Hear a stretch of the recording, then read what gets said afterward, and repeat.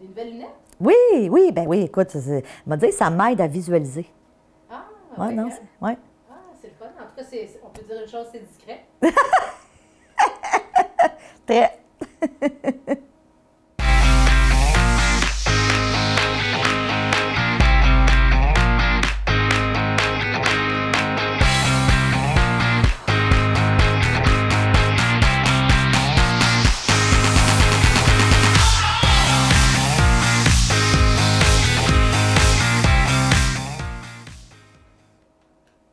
Bonjour et bienvenue à Mastef TV, votre télé inspirante. J'espère que vous allez bien, j'espère que vous êtes en feu. Moi, je le suis. Aujourd'hui, je vous parle d'un livre que j'ai vraiment beaucoup aimé, et non seulement que j'ai aimé, mais que j'ai instauré. Donc, l'auteur de ce livre qui s'appelle « Tout se joue avant 8 heures », c'est une traduction en anglais, ça s'appelle « Le Miracle Morning », et l'auteur nous propose de prendre 1 heure à chaque jour lorsqu'on se réveille pour instaurer une petite routine où il nous dit « Tu devrais scinder ton heure en plage de 10 minutes et la première plage, tu devrais garder le silence. » Donc, il nous propose de faire ce qu'il appelle un savor. Donc, S, ton premier 10 minutes pour le silence.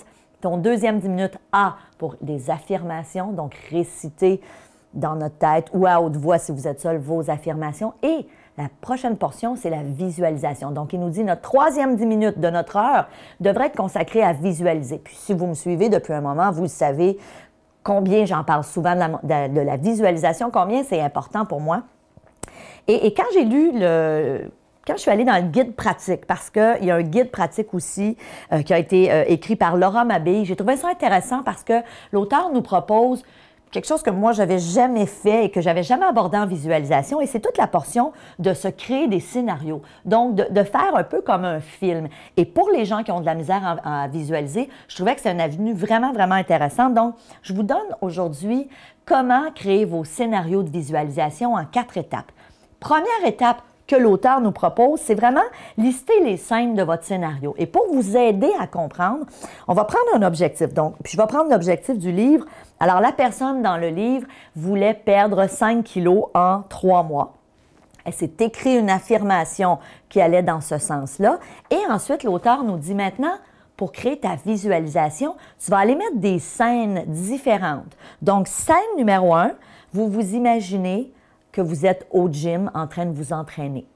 Scène numéro 2, vous vous imaginez en train de courir à l'extérieur. Parce que ce qu'il faut savoir, c'est que dans l'affirmation que la personne avait écrite, alors il y a son objectif, perdre 5 kilos en 3 mois, elle s'était écrit une affirmation dans laquelle elle disait « Je vais m'entraîner en salle pour perdre du poids, je vais courir à tous les jours, 30 minutes. » Donc, évidemment, ça fait partie par la suite de ces différentes scènes. La scène numéro 3, vous vous imaginez une fois le résultat atteint, donc 5 kilos en moins d'ici 3 mois.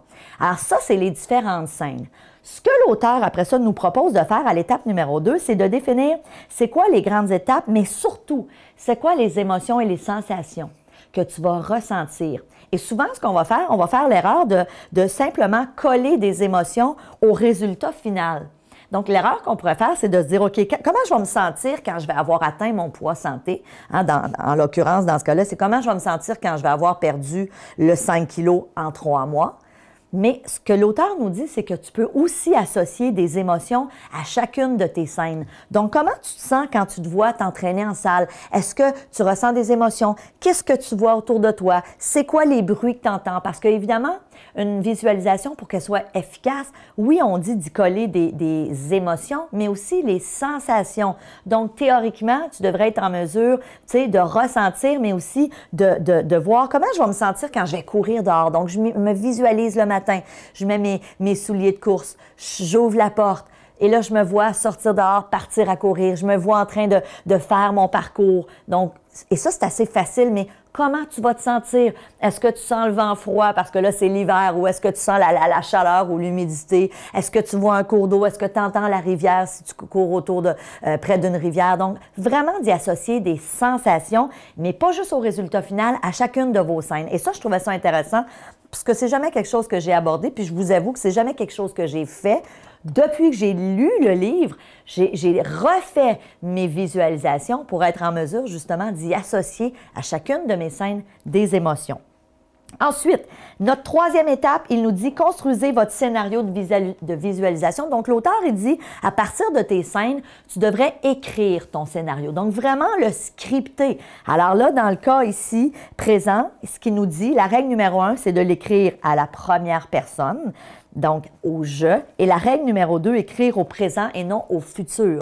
Et là, vraiment, je ne vous le lirai pas parce que c'est quand même long, mais il commence en disant « Allez, je me lance en même temps que vous. Donc, voici mon scénario. J'enfile mes chaussures de sport. Je noue mes lacets. Je suis absolument déterminé à y aller. » Et là, il continue. Donc, il a pris...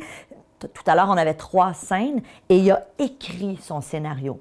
Et l'idée, vraiment, vraiment, vraiment important, par la suite, un coup que mon scénario est écrit, là, je le relis plusieurs fois, mais c'est ce qu'il va faire parce que le matin, quand vous visualisez, le but n'est pas de lire le scénario, c'est de le connaître par cœur et c'est pour ça qu'on vous le fait écrire.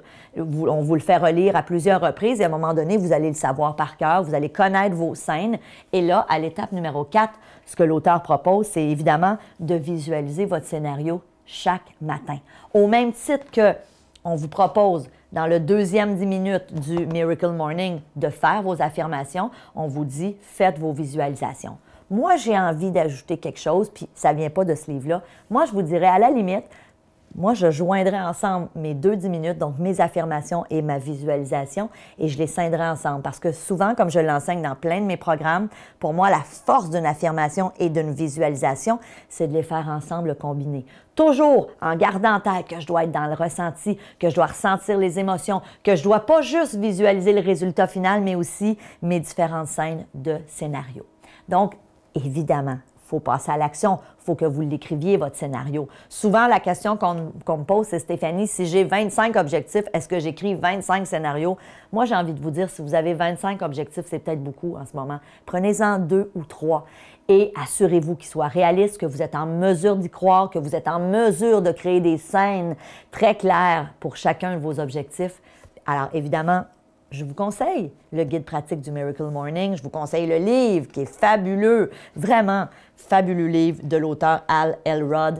Et en attendant, je vous dis merci. Merci de votre confiance. Je vous apprécie et je termine en vous demandant votre aide à nouveau. Vous le savez, mon concept de Mastef Télé, c'est une télé inspirante. Quand j'ai parti ça il y a quelques années, je me disais, je veux que les gens aient des bonnes nouvelles. Je veux que les gens puissent nourrir leur cerveau d'outils qui vont les aider à améliorer leur vie. Puis ça, bien, je pense qu'on peut justement contaminer la planète avec des bonnes nouvelles au lieu de juste regarder ce qui se passe dans le monde. Puis malheureusement, des fois, c'est pas super positif. Donc, si vous aimez ce que je fais, parlez-en. Transférez mes petites capsules, mes petites chroniques à vos amis, aux gens de votre entourage. Je vous dis merci à l'avance. Je vous embrasse et n'oubliez pas, allez vous chercher le livre de Miracle Morning. On se voit dans une prochaine chronique. Merci de votre confiance. Salut!